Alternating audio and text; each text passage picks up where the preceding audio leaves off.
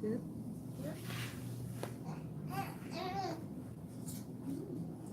So far.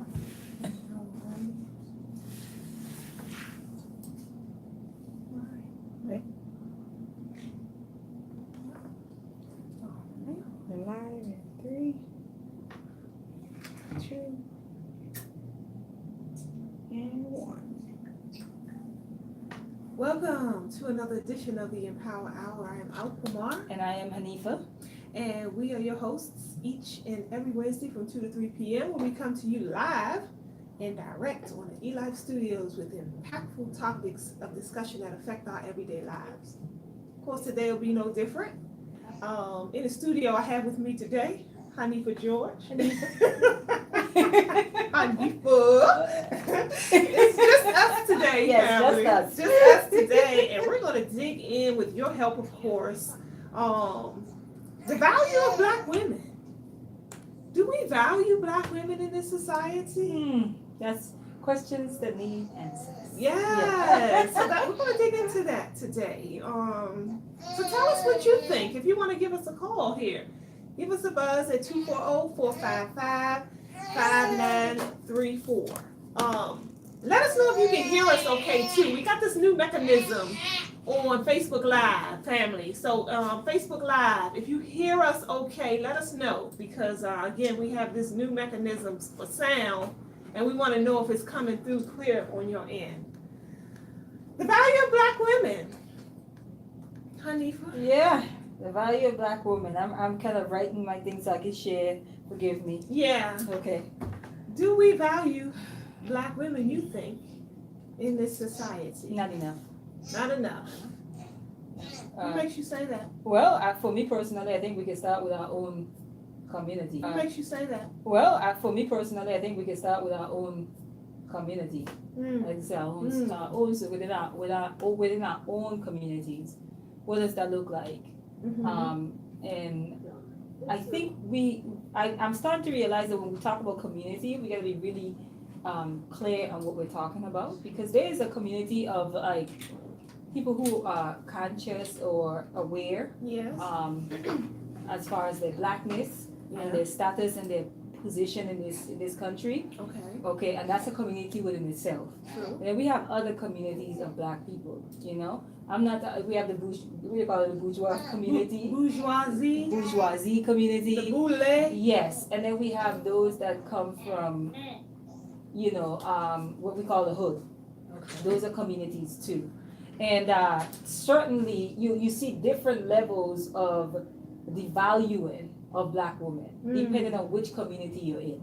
Interesting. That's what I've observed. Right. Yeah, because in one community it can look like this, and in another one, even the ones where they call the Black woman God, you still kind of see where she plays this second-class citizen role. Oftentimes, her input is not valued. Right.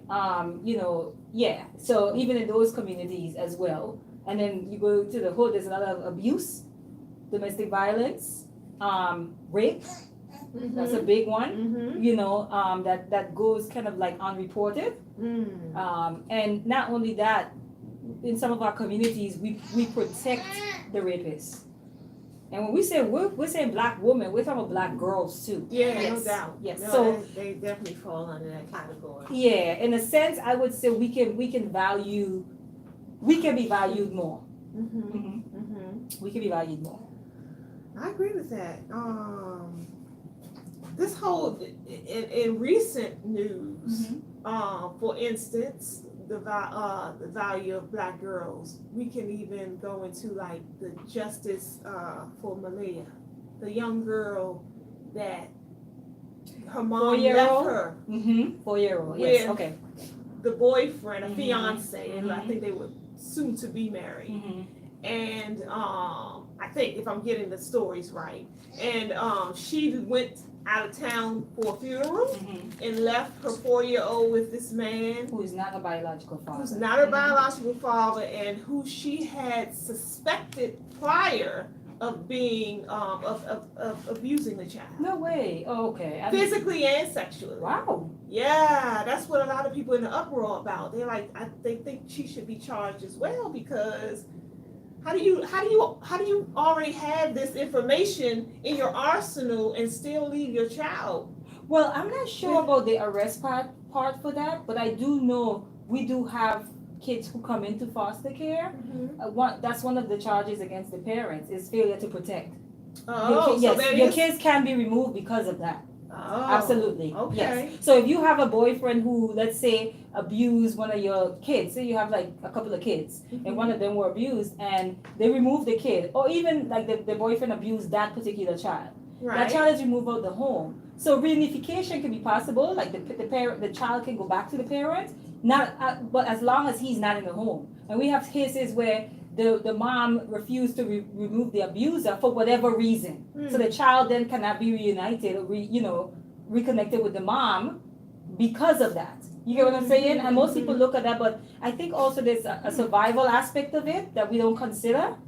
Because it's easier for us to say, that's my child, I will put my child first over everybody else, when you are not coming from some of these people's environments and backgrounds and so forth. That's a good Sometimes point. they can't see any other way, and it boils down to a matter of hungry, Yeah. or I bring my child, you know what I'm saying, or I leave my child out the home and just make sure that they're in good hands. You know what I mean? It's like a trade-off, right? It's not right, but it happens. Yeah. But there is something called failure to protect, and that's what that sounds like.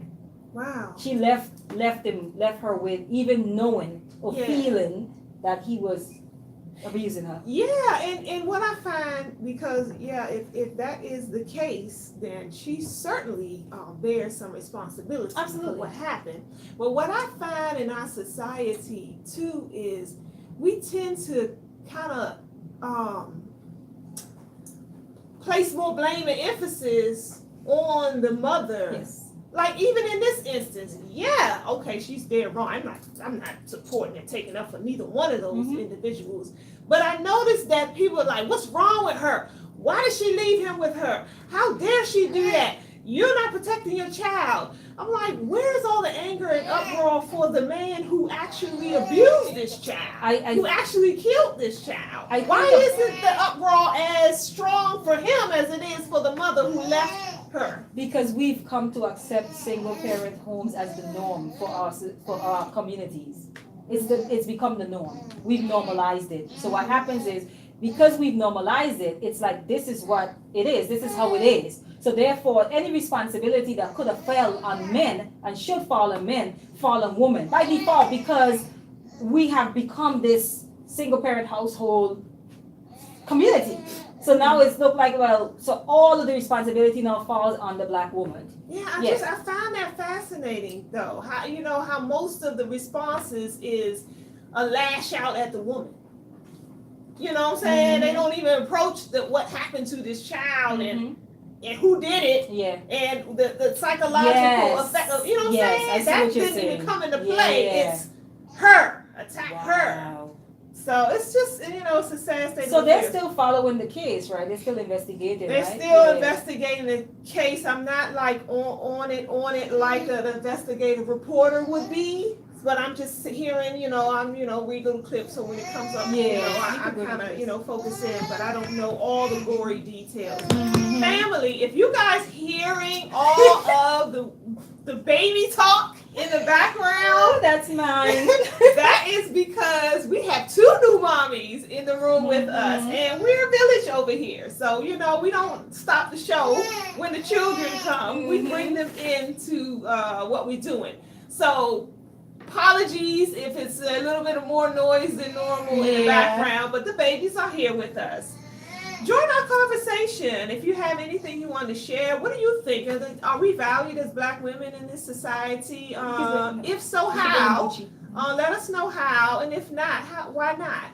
We want to hear from you guys today as well. And the call-in number, you can type your comments right on the screen, or you can call us at 240-455 5934. And put your comments in, because I am watching the stream, the question. Hip hop culture. What about it? How does hip hop value or devalue the black woman? Does hip hop value the black woman? the culture of hip hop. Yeah, does it? I mean, let's be real about that. Well, I know, there's a lot of songs That's come demeaning. that are very demeaning Mhm. for women. However, you hear a lot of women who support these songs and Mhm. bob their heads to the beat and are in the videos. True. And you know what I'm saying? So, because I can hear a lot of brothers out there that'll take that stance. Mhm. It's like, well, women ain't complaining. Mhm. So why should we change anything? Because a lot of the things that they're calling women in their songs, women are calling each other. Yeah. Yeah. Bees, hoes. Yeah. Yeah. I think the valuing of black women has to begin with black women. I agree. And then it also, secondly, it has to come from the men as well, our own men, Yeah. black men. Yeah. Because that is how our image is protected. You know what I mean? Mhm. So if we create a positive image of ourselves, the black man, I feel like it is his job also to protect that image as well as ourselves. But I think that the value of black women have to start with black women. Yeah. So the question becomes, do we value ourselves? You know? That's a good Yeah. question.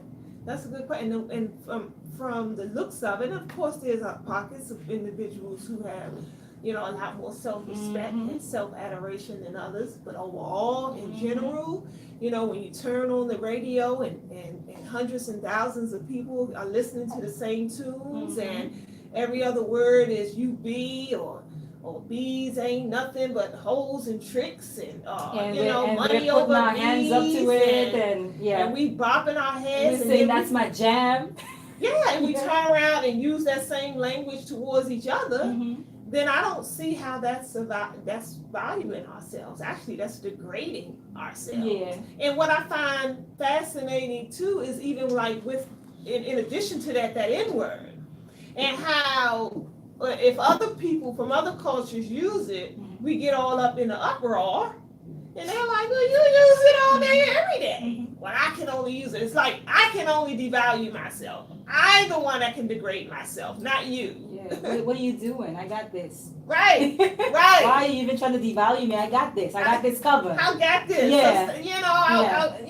And the fact that you even get all up in arms if somebody uses that word. So if that word can draw up so much anger and derogatory energy within you, why then would you turn around and use that same word to describe yourself? It beats me because you know how I feel about that already. It makes no sense. No common sense. And we still up to this day there are people that still try to make sense of it, and it makes no sense. So it really and is. it's a lot of things we do on a regular basis that we don't even recognize we do. It's subconsciously. We do it so often and frequently that we don't even stop to think about what we're doing. But that's self-destructive. But as far as value is concerned, I think that it starts with ourselves, right? And because the black community has so many single parent homes, this is why this is so important. Because if most of our men, what we instill, right? And a lot of times you think as long as we tell kids not to do A, B, C, D, that they're not going to do it. We don't understand that most of what our kids learn is by watching us. Right. So, by example. So, as adults, we love to be like, well, don't curse. But we curse in front of them all the time. You know what I mean? Right. So, because for us, we feel like kids are supposed to be able to follow our directions no matter what. Like we shouldn't have to do any extra work, like be an example, for example, But the valuing of black women in black homes, it has to start in black homes. You know what I mean? The images that you are showing your sons. You know what I mean? It's very important for me as far as home decor that my sons see images that look like him of women. Like my whole entire living room is full of like images of black women. You know what I mean? Because that's important. Yeah. That's important, Yes. And even at 7 now, you see the effect that has. Because you'll hear him ask me like, is she black? Yeah. If I'm talking about someone, like if it's a positive thing, that's the first thing he'll ask. Yeah. You know what I mean? Yeah. So it starts with us, it starts in the home. These things that we're seeing now, something went wrong very early. Yeah. Yeah. That's what Alma says. She said, I would ask, do we value ourselves? Yeah. And how do we show it? People respond to the order we set. Mm-hmm. That's real. We just got finished talking about that in the language we use. Yeah. And, you setting the precedence right in your very own home by you not even speaking. It's just by visual, because the visual is impactful. Right. Right. Because who when you have your television on, for example, who are you following? Who are you looking up to on television? You know what I mean? Are you following the Kardashians? You know what I'm saying? Or the ones that just got married over there in London, England, over there, the royal. Oh, the royal Meghan and the prince. Like who are you following? You know what I mean? Because your children are watching, especially our young girls. Because we're talking about valuing the black women. We have to start with black women. We're talking about black girls. What is it that we're teaching them? So before we even get to the focus on a broader scope as far as society is concerned, we have to start individually, and then we have to deal with like the nucleus, which is the family, and then we deal with our communities. It goes out, starts from inside out. Yeah. That's real. Yeah, because you can't, because that's where your morals and your what's the word I'm looking for? Your value, and everything is created. You didn't even get it from the root.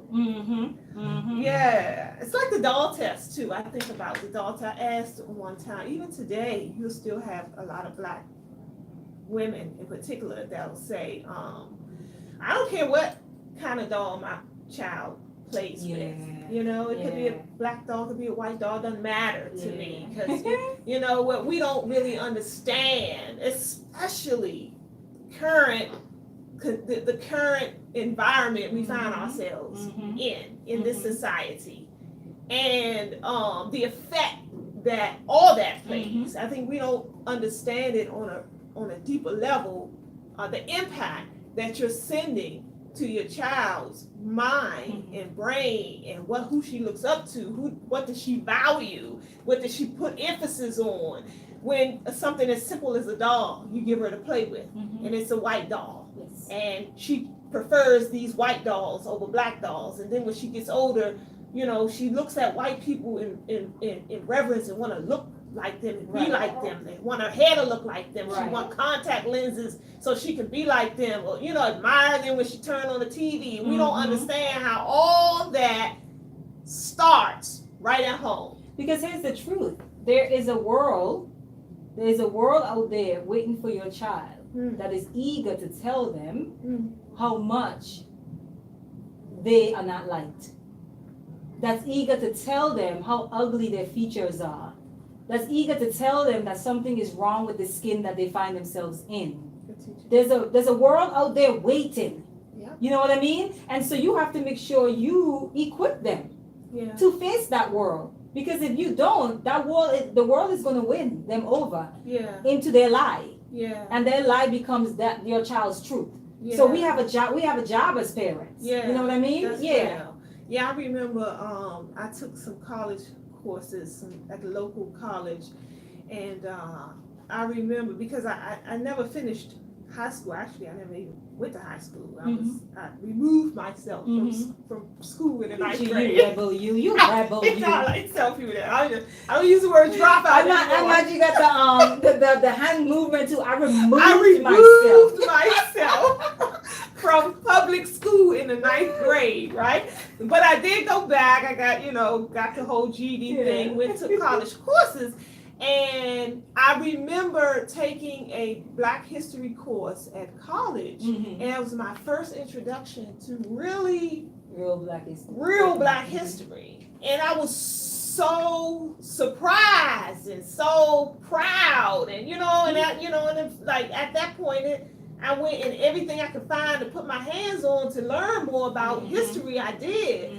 But just opening the door to that information gave me a sense of pride. And so when we don't have that, growing up and stuff, and all we know is European history, then we tend to put all our pride in that, because we don't know any better. Right, and we cannot underestimate the power of imagery. Images, that is powerful. You don't even have to say much But if you have images all across your home and it's of nothing like, there's this really popular image that people, what's the lady's name that sang that whole sexy happy birthday to the president? What's her name? Yeah, right. Family? Marilyn Thank Monroe. you. There's a popular image of her, like a poster. Yeah. A lot of black women have that Oh, because it's yeah. on T-shirts and stuff. Mhm. The image of the white so-called Jesus. Uh-huh. You know what I mean? Betty Boop. There you go, That's Betty another Boop. All of that. Yeah. So imagery is very, very important. You have to also know that most of the programs that are out there, like television shows, even for kids, you have to, like, I looked at a movie the other day, and one of the things that I noticed in the movie, the one white guy got slapped. He was a police officer. He got slapped, and he was like, "Hey," and just was like, he said something and walked away. If you pay attention, there's a lot of that in movies where the white man is always shown as having self-control. And then when you see anything pertains to violence, as far as the black man is concerned, we go at each other, or we ready to fight, or there's a lot of emotionalism involved, right? But that discipline is always reflected when it comes to the white man. So little things like that, little subtle messages, right? And if you understand the subconscious mind, you know how important that is. So, like, even programming, as far as what your kids are watching, as innocent as it may look, sometimes you have to sit and kind of like watch it and be like, what messages are they getting? Yeah, because I was just watching, the TV was on here last night, and I was picking up little things from, I think it's Blackish, I believe it was Blackish that was on. And that's a popular show. Yeah, and it was a episode where the father didn't want his children going overnight, spending no time overnight with some other family or whatever. He was adamant, and the mom was trying to convince him that it was okay. And then they bought the parents of the people's house they were going over, which were white people. Yeah. And they were like, well, we do this, we do that, we do all that. So it's like, at the end of the day, they worked this man's guards down to them being like, oh, it's okay to let my children go with this white couple and stay overnight. And I thought about the subliminal message to that. I'm like, I'm sure it's a lot of single parents watching that. And without understanding how media works, that they see all that and be like, well, maybe I'm being a little too sheltered with my children. If they doing this on TV, maybe it's okay for me to do it too. And we don't even realize that all that plays out in our minds when we watch these shows like this. You know what's interesting? And why are they doing it? I'm like, why? Why are you putting this on TV? And why is so much emphasis behind this? Letting your guards down and allowing your children in an environment in a time such as this, when you should be having your guards up than ever. Now they're encouraging you to let them down. We gotta be careful about what we watch and what we take in. I agree. I think another way that we devalue black women is like there's not enough noise when we're victimized. Oftentimes there's not enough noise. And I think it's also, I actually think a lot of it is desensitization. Like we're desensitized to violence against black bodies. And that's why you gotta be so careful what you watch, because there is a desensitization. It's a process. You don't just wake up desensitized. You watch enough of it or live around enough of it, you get to a point where it's like, oh, that's just another person being victimized. Okay, you know what I mean? So we gotta be careful with that as well. I think that's another way. That's not enough uproar. When something happens to our black men, oftentimes we're at the forefront of it. We're pushing whatever the movement is. I don't know if it's just that we're louder than them, but truth be told, I feel like there's not enough, even especially little black girls. Young black girls.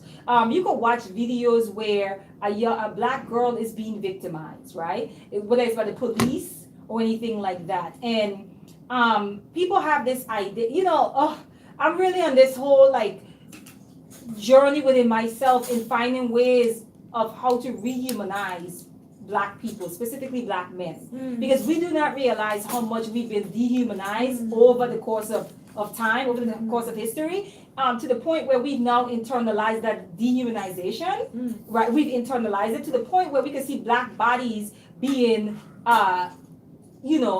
unfairly attacked, or violence is being done to that black body. And the first thing we want to say is, what did it do? Right? If it's a teenager and maybe she's just trying to stand her ground, you know what I mean? We got to be very careful around how we discuss these things, because there's a lot of respectability politics that's going around, and some of us have totally caught the bug, you know what I mean? Because we really generally, I'm not talking about carelessness like we spoke about earlier, there's that, but then there's also this thing as to where black people is not allowed to be human. Black people is not allowed to be angry. Black people is not allowed to have feelings. And when we do, it's often over exaggerated. You know what I mean? The person's perception of it is an over exaggerated one. You know what I mean? No, that's just a person that's angry because they've been done wrong. Right? But if it's somebody else that don't look like us, the other people, whatever, you pick one. You know what I mean? Whatever ethnicity, whatever race, whatever. If it's them, it's like, oh, shame on that person, shame on the cops, shame on the. But if it's a black body, even black people, if you read the comment section, we come in full force. Well, she shouldn't have did this, or she shouldn't have done that. These parents need to discipline their children at home. My child, I talk to my child. I'm raising 2 black boys now, okay? And I talk to my son, but I also know that my son is very assertive, and he's very insightful. And my son could be anywhere, and he can realize something is unfair. Are you telling me that my son, because of his blackness, loses his voice to stand for himself and say, this is unfair that's being done to me or my neighbor because he's black?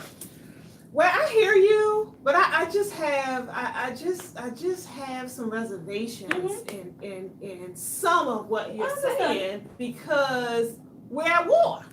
Yes.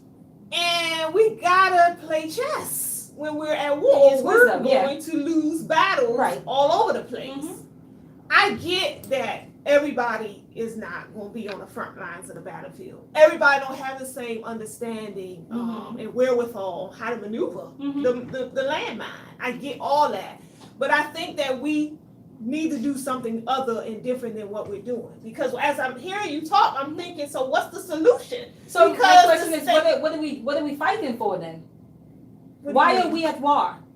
Are we on the defense in this war, or are we playing defense and offense? That's my point. It's chess. Chess moves must be made, because if not, we're going to continue to lose battles. So I guess I'm asking, what are we fighting for? Because if you're saying we're fighting for, which most people are saying we're fighting for the equal rights and all of this other stuff, right?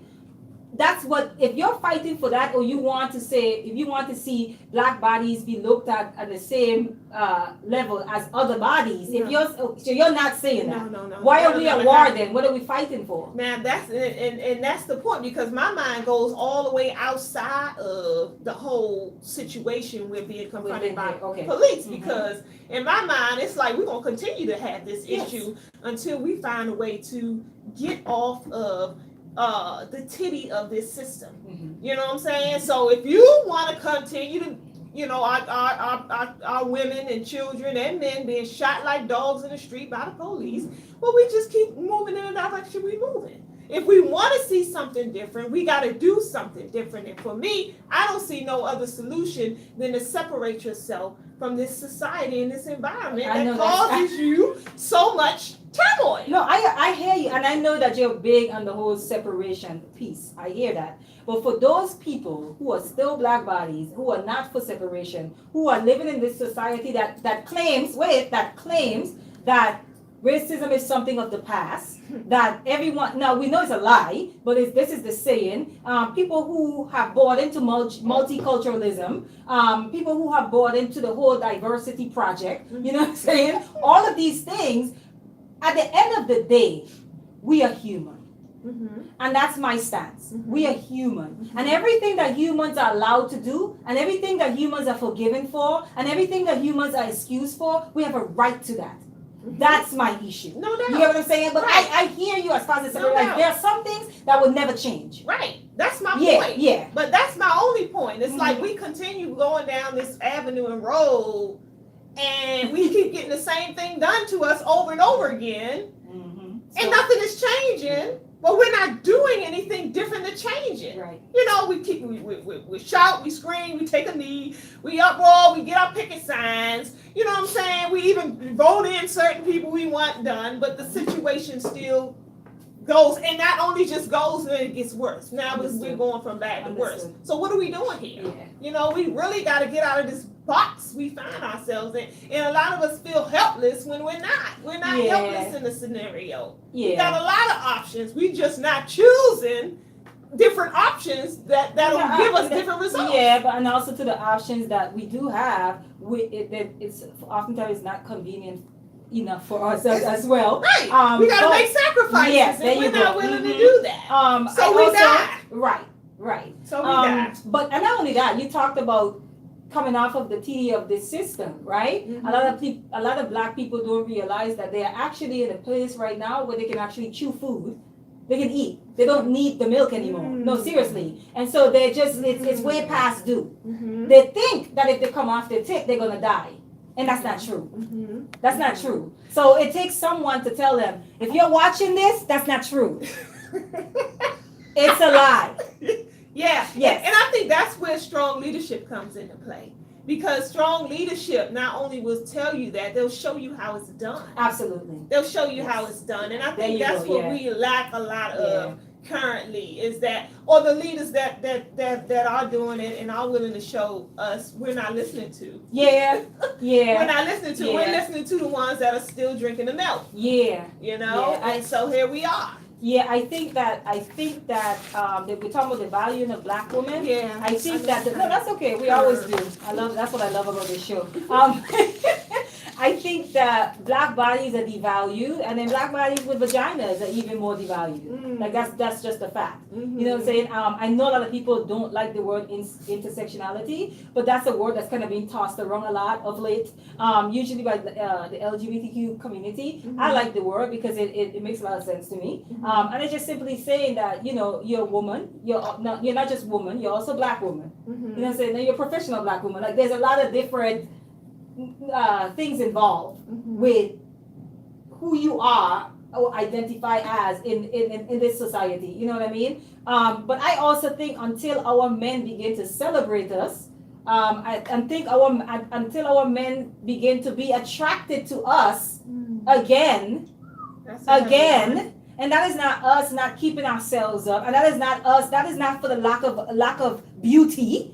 That is us, black women, right? That is not for the lack of loyalty. That is often us, black women, because we are loyal to our men. Yeah.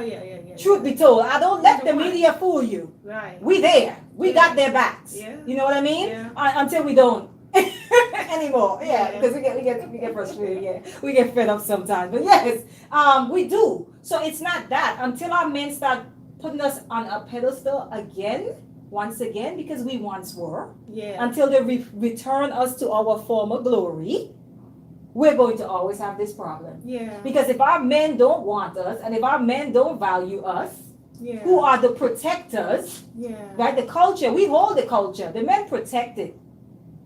So if you are not protecting that, good teacher. Yeah.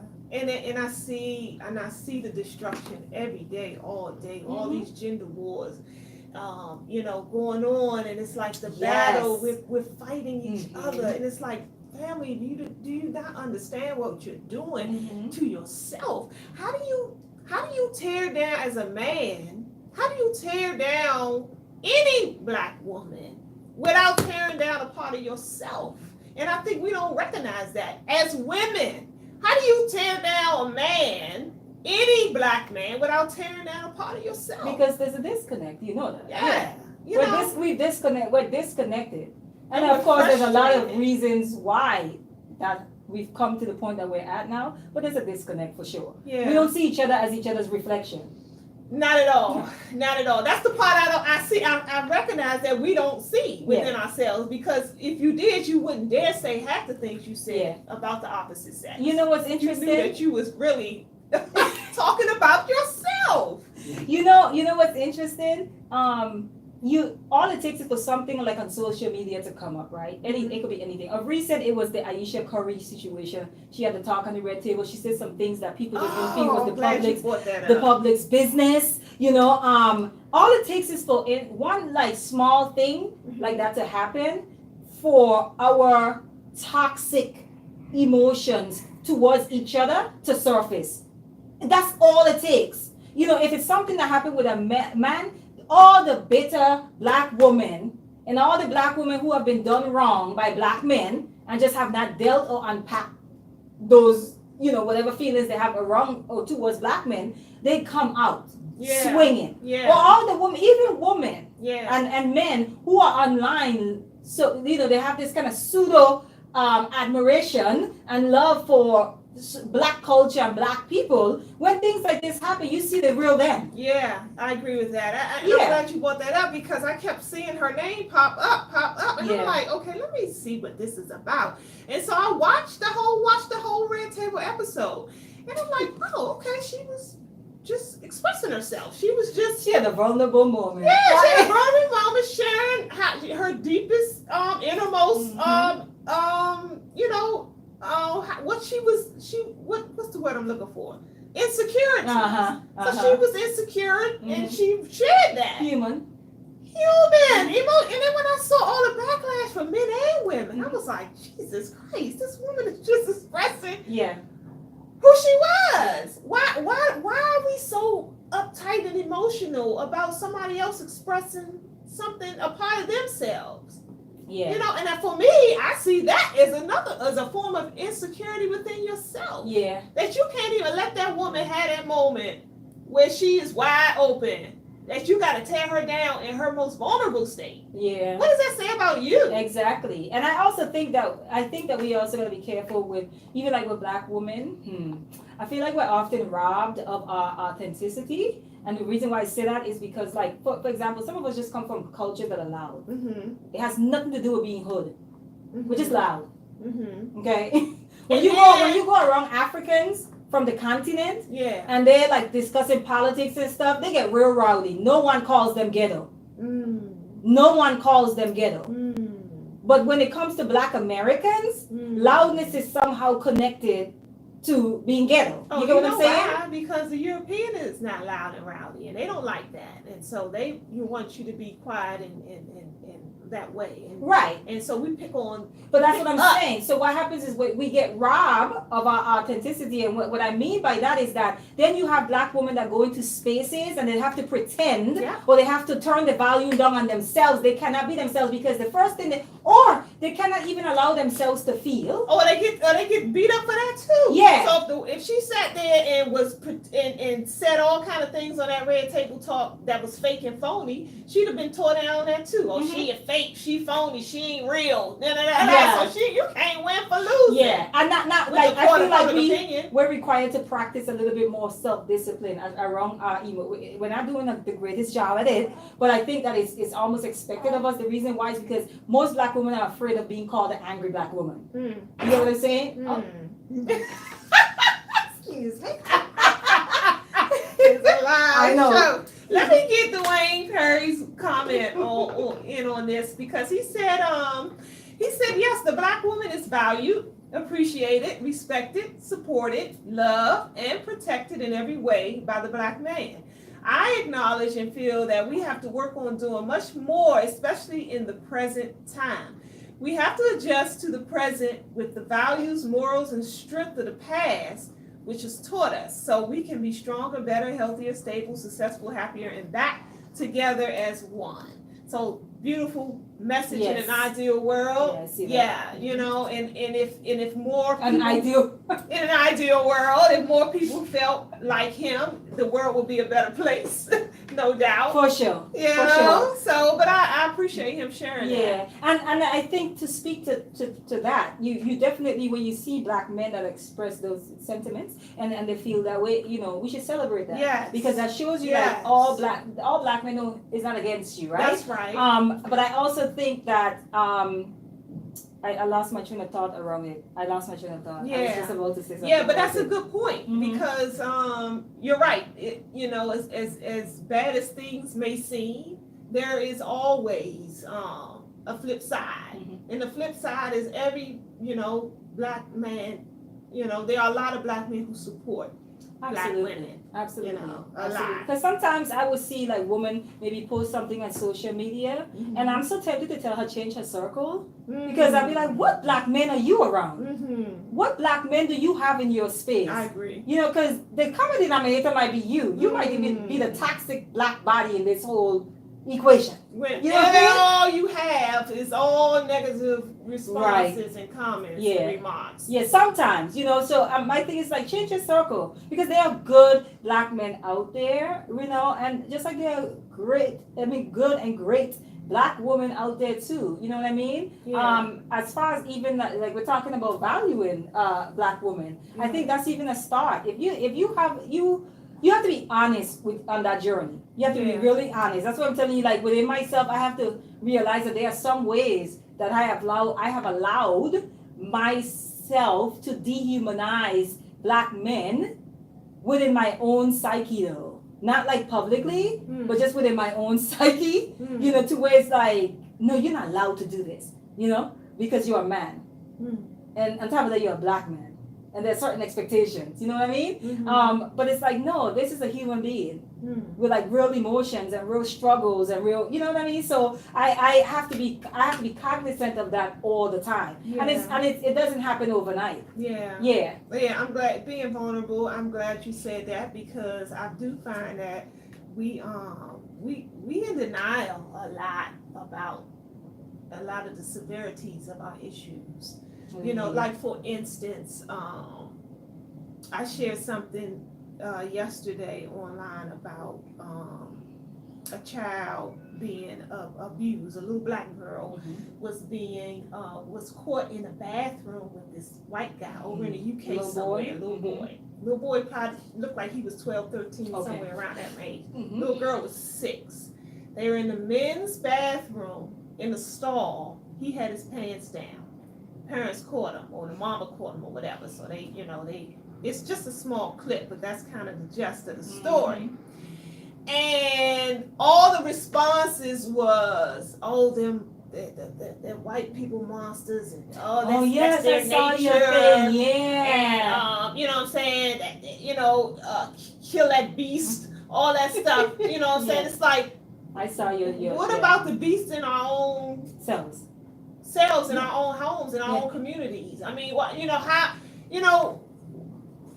I think that we make excuses a lot of times for the things that we do that cause us, in our own society, in our own communities, a lot of damage, and we blame other people for it. That's the other side of humanizing each other, though. That's more of the that's another side as far as the exaggeration, as far as blackness is concerned. You have the black girl magic type thing, movement going on. I think because of our history, right?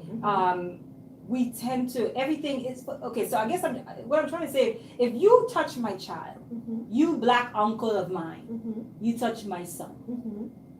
I don't care what the white man did to who. You touch my child. You. Where's the responsibility? Where's the accountability? You understand what I'm saying? Because truth be told, when you touch my child, the person I want to murder is not white. That's not who comes to my mind. The person who's come to my mind is a perpetrator, which happens to look like me. People don't care about history in these instances. And the reality is us bringing up our former glory and we've taken on the white man stuff in these instances is ridiculous. And that's why they go unaddressed.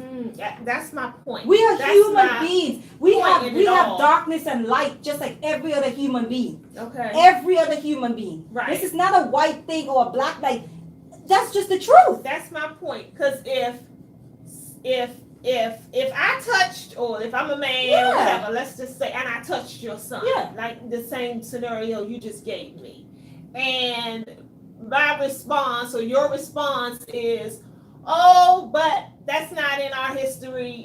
That was you taught to us, you know, the white man raped us in slavery, and that's why, you know, I have this sickness, and that's why I touched your son. How is that now going to solve the problem of me touching your son? Because we're so focused on macro. We're so focused on things that are far beyond our reach. We are trying to start from the outside in. And we need to start from the inside out. And the inside is our communities, is our families. And so when people come to me with that talk about, you can't talk to me about history and a 5-year-old was violated. I don't want to hear it. What are we going to do about this perpetrator right now? Yeah. Right now. Yeah. That's my point. When I say we are in denial. I know, but like you said, that ain't us. That ain't us. That ain't come from us. Yeah. I don't care where it came from. Yeah. My child or somebody else's child, because your child is still my child. Our children are being violated. Yes. Yes. In epidemic proportions. And creating some serious cyclical, just damaging things, damaging to the community. Because that child then have to go out into the community. Then what? Yeah. And they damaged. Yeah. That's real. In one way or another. And sometimes they take on the characteristics of the predator. And sometimes they're so damaged that they just, you know, they destroy. They go on a war path and destroy anything in their path. And that might come into my child's life. Yes. And so, you know, she meets a man who falls in love, who was damaged, and he blacks her eye every other day because he's damaged. Yeah. You know, so we have to think in terms of communal, because if we don't, we doomed. We know, because I hear, what do you think about those who say, well, you know, just take care of your home, don't worry about what everybody else is doing, just make sure your home is in order, and if your home is in order, then it's all good. Take care of your home first. I like to put first on Okay. there. Can it be done concurrently to where you're taking care of your home and the community? Absolutely. Do we have a responsibility to do that, to go outside of home? If we have a nucleus that is healthy, do we now have a responsibility to go outside of that and help others? If you understand connectedness, if you understand your connection to the broader community, you understand that, you know that it is absolutely important. Yeah. We must do that. It's vital, because Yes. it's like because you become almost like a sitting duck. Look what minding our business have done for us. What has minding your business done to our communities? There's a whole bunch, and I'm not talking, and we like to talk about perpetrators in the home, and we're still talking about the value of black girls here too. We like to talk about perpetrators in the home, but there are perpetrators on your corners. Picking up them little schoolgirls, buying them McDonald's every day after school, grooming them, and you know it. But that's because that's the big bad wolf in the community. No one dare say anything, and our girls continue to get violated. Yeah. Violated. Now the boys are a whole nother level, but since we're talking about black women and black girls today, I'm just gonna stop there, because there's a whole lot of unreported stuff happening to our boys. Yeah. A whole lot. Yeah. Yes. Yeah, they just don't talk about it as frequently as the girls do. Somebody, Bomo asked, as a whole, how do we as a people overcome these hurtful issues? Good question. What do you think? Well, I think, again, I'm going back to my whole separation piece. I think that will cure a lot of the ailments. I think that we're in the hellfire, attempting to get cool. You know what I'm saying? Fire's all around us. We're burning. We're sweating. Our skin is peeling from the fire, but we're asking somebody to bring in a fan, as opposed to getting out of this hellfire and getting yourself in an environment, and in a more healthier environment, to where you can now go about the day-to-day tasks of healing. But I think until we really seriously start to shape and mold our minds to that, we can expect more of the same. I really believe that. I think we have to continue to have the conversations, as tough as they may be, because like you say, it's almost like a straight gender war going on. Mm-hmm. So when we start, because there's hurt on both sides, Mm-hmm. there's hurt on both sides, Mm-hmm. and oftentimes it's like I have an indirect issue with you. It's not really you. It's what you represent. You represent my aunties who abused me, who psychologically abused me when I was younger, who talked down to me, who called me stupid. You look just like them, black woman, right? And black man, you remind me of my uncles, that used to always tell me about how nice my legs are. You know what I mean? Or my uncle that touched me, or you remind me, black uncle. So there's like hurt on both sides. So when we get together, we have to be willing to tough it out. We got to be willing to tough it out. Like literally, it's exhausting. Dealing with black people is exhausting, right? You can get burned out real fast. And it's not physically exhausting. It's more mentally and emotionally draining on an individual. We need to be able to tag off. All right, Alqamar, I'm gonna tag you and it's your turn because I take enough blows. I need to go catch myself. We have to be. That's where community comes in. You know what I'm saying? But we have to talk about it. As far as facing the issues, we can't face our issues. We can't deal with them if we keep running from them. Yeah. What do we run to? What are some of the things that we run to for relief? I mean, I think about like entertainment, and how it as opposed to doing the work on self, we substitute a lot of times the work that the time we can be using to work on ourselves. We shove that to the side for entertainment's sake. Okay. Oh, my favorite show coming on. Oh, you know what I'm saying? The Bad Boys of Comedy coming to town. Yeah. Can't miss that. Yeah. The porn.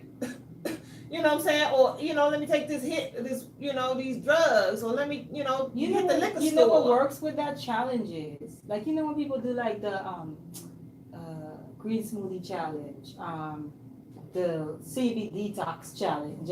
I think challenges work for that. Specifically, you could do something like a holistic healing challenge, but maybe focusing on one area at a time. Yes. 21 days, for example. I think that works with that. I think we could do more of that as women among ourselves, with each other.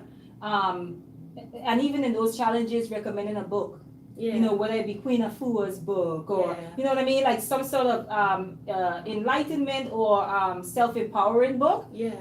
That's a start. That's a start. Because I think that you're right. We will replace it because it's an escape. Entertainment is our escape. I mean, it always has been. It still is. That's how we escape. So I think doing like challenges where you still can do your low entertainment, or even a challenge to where you turn off the TV for 21 days. And we're just going to read this book together. You know what I mean? Like I think those type of challenges work. And of course, you can't do it and not check in. So Alqamar, how you been feeling today? Like let's say I know you're a heavy TV watcher, right? Which I know you're not. But let's say you are, and I'm like, well, it's day 3. You might be going through some serious withdrawal. Right. Miss your show 3 days in a row. That one thing that you watch all the time. And you can't binge on Netflix or anything. Yeah. I have to check in. How are you feeling? And be honest with each other. And that's a good point, because really that is the only way to change, is to do something different. Yes. You cannot change anything about yourself unless you make a commitment to do something different, even if it's in small steps and quantities. And it doesn't even have to be something that you found grueling. Like I think of my sister Ife, the one who was on the show with us last week, Ife and Imhotep up in Baltimore. And Ife does this annual healing conference for women. Yes. And I find it entertaining. It's healing as well as entertainment at the same time. There's workshops and that involved. Is possible. Yeah, it's sisterhood, it's fun, and you know what I'm saying? So it's like, I think that if we can realize, a lot of women out there, that it doesn't have to be this grueling task to, to get to a better place. That you can actually, it can be fun, it can be exciting. It's just, getting in the groove of mixing with people different than where you were before, your crowd before. But you have to do something different in your life in order to affect change. You can't just wish it and pray it and hope it comes. Yeah, and I oftentimes we're dealing with some really, really heavy things. Yeah. Really heavy. Yeah. And it's so heavy that we need help lifting it. Yeah. And we're not going to ask for help. I'm not asking you to help me with my baggage, because you just might ask what's in here. And you might judge me. Yes. And is it safe? Mm. And oftentimes the answer is no. We don't respect confidentiality. Mm. We don't respect personhood. We don't respect journeys. Good We point. do not respect journeys. I so agree. Yeah, we don't. I so agree. Yeah, it's very clear. Like, I'm sitting before you, and I could say I might know something about your journey, right? But I'm sitting before you, and I know that you've evolved, because the person who you said you were, I'm looking at you and saying, but I still want to take from your past and create gossip, right? And women are good for that. And Or this is hold you to it. Yeah, and this is why, like, I often can understand why it's hard for black men to trust black women. We're not good keepers of secrets. That's real. Yeah, we're not good keepers of secrets. We do not protect the image of our men. When they attack, when they are attacked, we take that opportunity. They attack the thing that the person is attacking them about. Like, somebody could say, he wears his shirt so tight, he might be on the fruity side. We would take that opportunity to talk about the limp that he has that we hate. Okay? No, it's true. It's like, oh yeah, And that limp. Yeah, and that limp. Get on my nerve. We don't protect our men. We don't protect them enough. Just like we feel unprotected by them. I think black men will say the same oftentimes. You know what I mean? And I'm glad you brought that in, where we don't allow people to evolve. Yes, we do not respect journeys. Oh my gosh, no. We really don't. No. You know, and the thing is, we all have one. Every last one of us, should be evolving. And it's okay when we do it, but if somebody else does that, don't be in the public eye. Good God. Don't be in a public eye and you was displaced 10 years ago, and now you're screaming something different. Yes. And it's like, no, how dare he say that? Because he's the same one that da-da-da-da-da. And I'm like, well, wait a minute, that was 10 years ago. Maybe he has a different thought process. Maybe he's changed. Maybe he's grown from that place. And now he's somewhere else and he's sharing some information. But you can't get the information because you can't get past 10 years ago. Yeah, I used to look at evolution, like I used to see it as a circle, like evolving, like something going around or something. And I'm like, no. Evolution it goes upward. You know what I mean? And just like how we perceive the heavens being above, indeed it is. It is your higher self. Yes. That is your paradise. It's crown chakra. Yeah, that is your paradise, right? And so it's like somebody's evolution. So when someone say, oh, they think they're better, indeed I am. I am better than I was yesterday.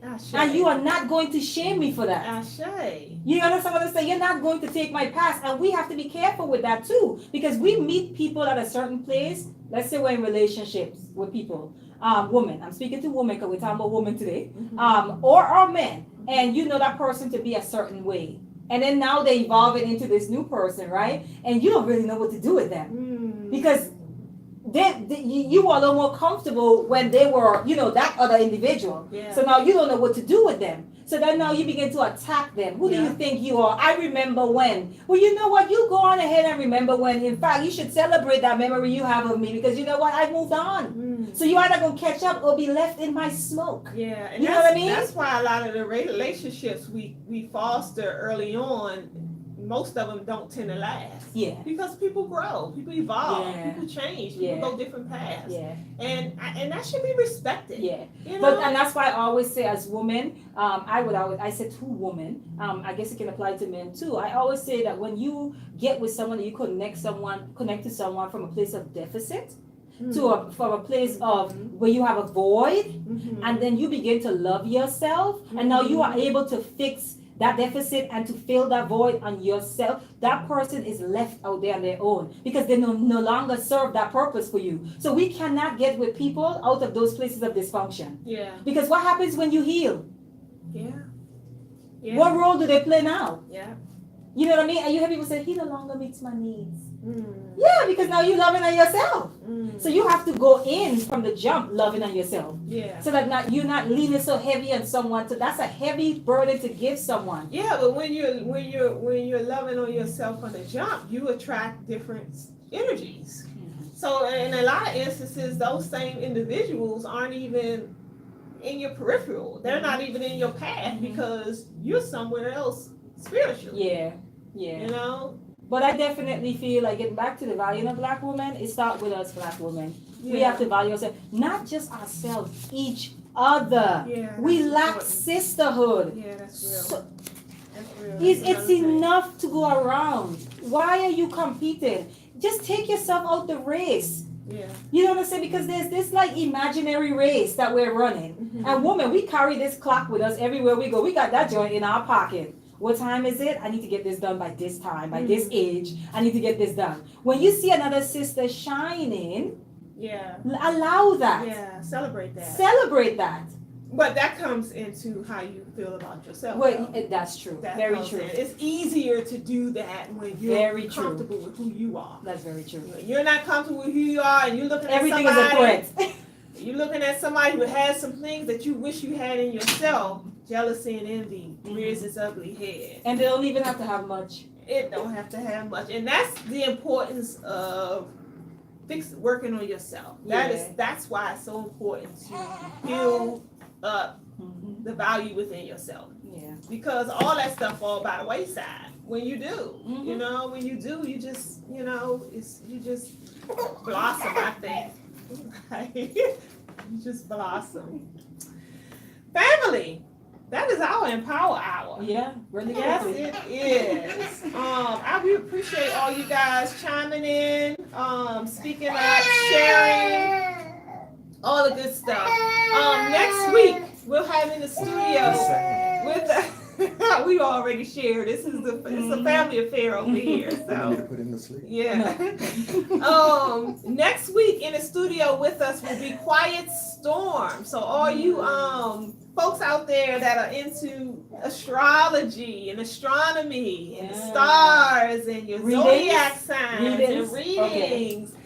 Join us next week because we'll have this phenomenal sister is going to be joining us and she's going to be sharing with us some of the things that she's fascinated too. Oh yeah. Yeah, she's really good I'm at it. excited about that. It's Quiet Storm, so she'll be here with us next week. Okay, family. Until next week, take care of each other out there. Peace. Peace. I think we were sad to see you all shut up. That's why I wanted him, and that was the sound effects. You like that? That was good. The mic's on. All right, Facebook fam.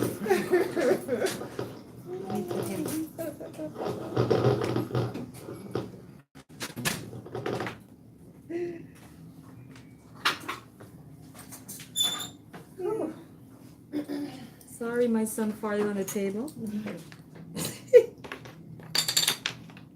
Hit the end button, Hanifah, on This one? I think it's in the corner X, top right. Yeah.